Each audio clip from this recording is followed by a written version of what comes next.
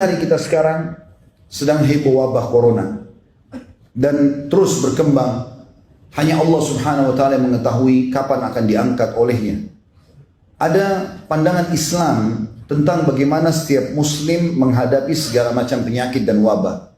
Dan kita di saat-saat sekarang saatnya untuk mempelajari masalah itu. Teman-teman sekalian, kita harus yakin dengan sabda Nabi SAW dalam hadis Bukhari. Beliau bersabda, "Ma'anzalallahu da'an illa anzalallahu lahu shifa." Allah tidak akan pernah menurunkan penyakit kecuali Allah turunkan kesembuhan bersamanya. Enggak ada kata-kata tidak ada kesembuhan. Enggak ada dalam Islam penyakit tidak ada obatnya, mustahil. Pasti ada. Itu sabda Nabi SAW dan tidak mungkin salah. Ini wahyu yang sudah diberikan kepada kita.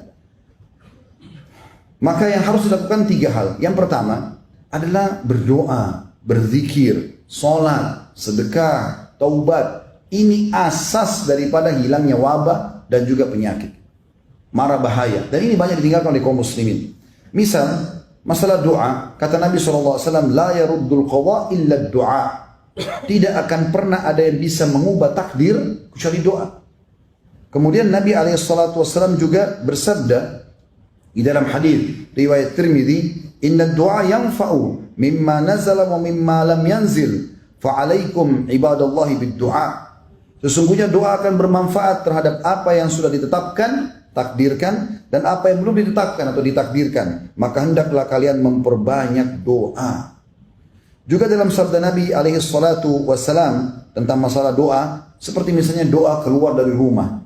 Biasakan membaca doa ini. Kata Nabi SAW, siapa yang keluar rumah membaca Bismillah, tawakkaltu ala Allah, la hawla wa la quwata illa billah. Dengan nama Allah, aku bertawakal kepada Allah, menyerahkan diri kepada-Nya dan tidak ada yang kekuatan kecuali milik Allah. Kata Nabi SAW, apabila seseorang keluar rumahnya, lalu dia membaca doa tadi, maka Allah akan menjawab mengatakan, engkau akan diberi petunjuk, dicukupkan dan selalu terjaga. Maka syaitan pun akan menyingkir darinya. Syaitan yang lain berkata, bagaimana mungkin engkau bisa mengganggu seseorang yang telah mendapat petunjuk, kecukupan dan penjagaan. Ini sebuah hal yang luar biasa. Bagaimana dia membaca doa keluar rumah misalnya. Begitu juga dengan doa-doa yang lain. Ya. Seperti misalnya dia supaya diijabah doanya, dia baca doa Dzannun atau la ilaha illa anta subhanaka inni kuntu minadh dhalimin. Jadikan sebagai zikir dia. Ya Allah, tidak ada Tuhan yang berhak disembah kecuali Engkau, Maha Suci Engkau, aku termasuk orang-orang yang zalim. Ini doa dibaca oleh Nabi Yunus alaihissalam. Kata Nabi SAW setelah menjelaskan kejadian tersebut, beliau mengatakan, sesungguhnya tidak ada seorang muslim pun yang berdoa dengannya dalam satu masalah apapun, melainkan Allah pasti kabulkan. Itu juga zikir kepada Allah Subhanahu wa ta'ala. Zikir pagi petang misalnya. Di antara zikir pagi petang bunyinya, a'udzu bikalimatillahi tammati min syarri ma khalaq. Hadis riwayat Muslim. Aku berlindung kepada Allah dengan kalimat-kalimat Allah yang sempurna dari segala yang buruk diciptakan. Kata Nabi SAW, siapa yang membaca ini 3 kali di pagi hari dan 3 kali di sore hari, ya, maka tidak akan ada mara bahaya yang akan memudaratkannya hingga sore hari. Kalau dia baca 3 hari pagi sampai sore dia aman. Dan kalau dia baca 3 kali sore hari, maka tidak akan ada mara bahaya yang akan memudaratkannya hingga pagi hari lagi. Dijaga oleh Allah Subhanahu wa ta'ala. Zikir yang pendek mudah diamalkan. Begitu juga dengan zikir pagi petang yang masyhur, walaupun semuanya hampir semuanya 80% intinya minta agar diberikan keselamatan. Di antaranya adalah Allahumma inni as'alukal afiyah fid dunya wal akhirah. Ya Allah, aku minta kepadamu keselamatan di dunia dan di akhirat dari segala macam bara bahaya termasuk wabah. Allahumma inni as'alukal afwa wal afiyata fi dini wa dunyaya wa ahli wa mali. Allahumma astur awrati wa amir rawati. Allahumma ahfadni min bayni yadayya wa min khalfi wa an yamini wa an shimali wa min fawqi wa a'udzu bi'azamatika an uqtala min tahti. Hadis sahih riwayat Ahmad. Yang artinya, Allah, sungguh aku memohon kepadamu keselamatan di dunia di akhirat. Ya Allah, sungguhnya aku memohon kepadamu keselamatan dalam agamaku. Jangan sampai aku menyimpang. Kemudian juga keselamatan di duniaku, keselamatan di keluargaku, keselamatan di hartaku. Ya Allah, tutupilah aurat-auratku, maksudnya kekurangan-kekuranganku, dan tentramkanlah hatiku dari rasa takut. Ya Allah, peliharalah aku dari mukaku, dari belakangku, dari kananku, dari kiriku, dan dari atasku, dan aku berlindung dengan kemahabesaranmu agar aku tidak tergelincir ataupun kena gempah dari bawahku.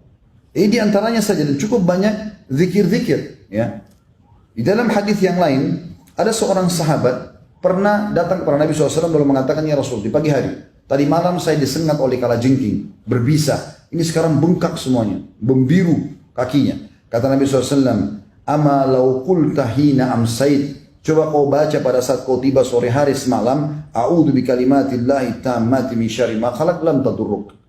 Kalau seandainya tadi malam kau baca, aku berlindung kepada Allah dengan kalimat-kalimat Allah yang sempurna dari segala keburukan yang Dia telah ciptakan, maka tidak akan membahayakanmu. Hadis sahih diriwayatkan oleh Imam Muslim.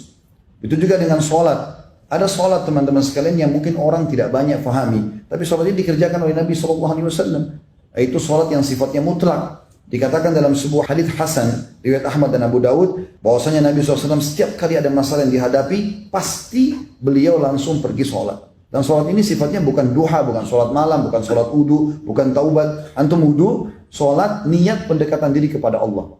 Ya, ini dibolehkan, dimutlakkan ya sholat ini. Dan ini dikerjakan.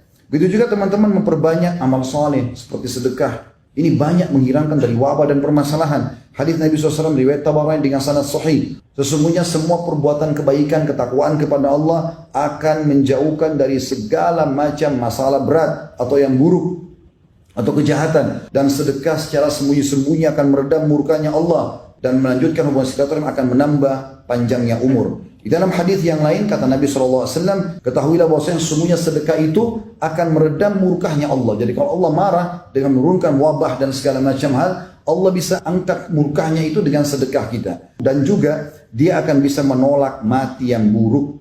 Di dalam hadis yang lain riwayat Al-Hakim kata Nabi SAW, semua perbuatan baik akan menjauhkan dari segala macam mara bahaya, gangguan-gangguan, hal-hal yang membinasakan. Dan orang yang suka buat kebaikan di dunia, maka mereka adalah orang-orang yang juga ma'ruf di akhirat. Termasuk teman-teman sekalian dianjurkan agar menutup wadah-wadah minum dan makan. Disebutkan dalam sebuah hadis, dan hadis ini juga adalah hadis yang sahih. Ya kan Imam Muslim. Saya langsung ke terjemahannya. Kata Nabi SAW, tutuplah bejana-bejana, rapatkanlah tempat-tempat minum. Karena pada saat orang-orang lagi tidur, ketika turunnya wabah atau di malam hari turun wabah, tidaklah ia melewati bejana yang tidak ditutup ataupun tempat minum yang tidak dirapatkan, kecuali ia akan masuk ke dalamnya. Wabah itu akan masuk. Makanya sunnah Nabi SAW adalah bagaimana kita menutup wadah-wadah minuman dan makanan kita. Kemudian kita masuk juga pengobatan dengan cara yang diajarkan oleh Nabi SAW. Seperti misalnya ruqyah syariah. Teman-teman yang mau lebih jauh bisa nonton insya Allah ceramah kami di YouTube tentang masalah ruqyah syariah. Dan ini ulama sudah sepakat mengatakan bukan hanya orang kena racun, sihir, tapi juga dia bisa mengobati segala macam masalah dan penyakit. Kemudian juga jangan pernah tinggalkan habbatus sauda. Sekarang beli di rumah, jintan hitam. Selalu kita dengar hadis Nabi SAW tapi tidak diamalkan. Hadis Bukhari Muslim, habbatus sauda, biji hitam atau jintan hitam itu adalah obat untuk semua penyakit kecuali kematian. Kalau mati juga bisa diobati, jintan hitam akan obati. Maka diminum, konsumsi, taruh di teh kita, di kopi kita, di nasi, di sayur, di susu. Maka ini anjuran Nabi SAW. Sakit atau tidak sakit, maka dia akan meningkatkan kekebalan tubuh insya Allah dan akan menyembuhkan penyakit. Sebagian ulama mengatakan keutamaannya, karena dalam hadisnya dikatakan habbatul barakah, biji yang penuh dengan berkah. Karena kalau orang minum, walau dia belum ada penyakitnya, maka akan menjadi penameng ya, atau penahan daripada penyakit yang akan datang. Kalau dia sudah kena penyakit, maka akan membantu dia mengeluarkan dirinya dari penyakit tersebut. Begitu juga teman-teman sekalian dengan mengkonsumsi madu. Madu ini dikonsumsi, tapi bukan air madu, madunya dikonsumsi. Ada orang punya 1 kilo madu, 1 tahun baru habis. Diminum madu itu, jadi madu tanpa dicampur apa-apa. Itu baru manfaatnya besar. Tapi banyak orang 1 sendok makan ditaruh di 1 botol air 1 liter. Sehingga jadi air madu, bukan madunya. Madu dikonsumsi. Dan Nabi SAW pastikan, kesembuhan pasti di 3 hal.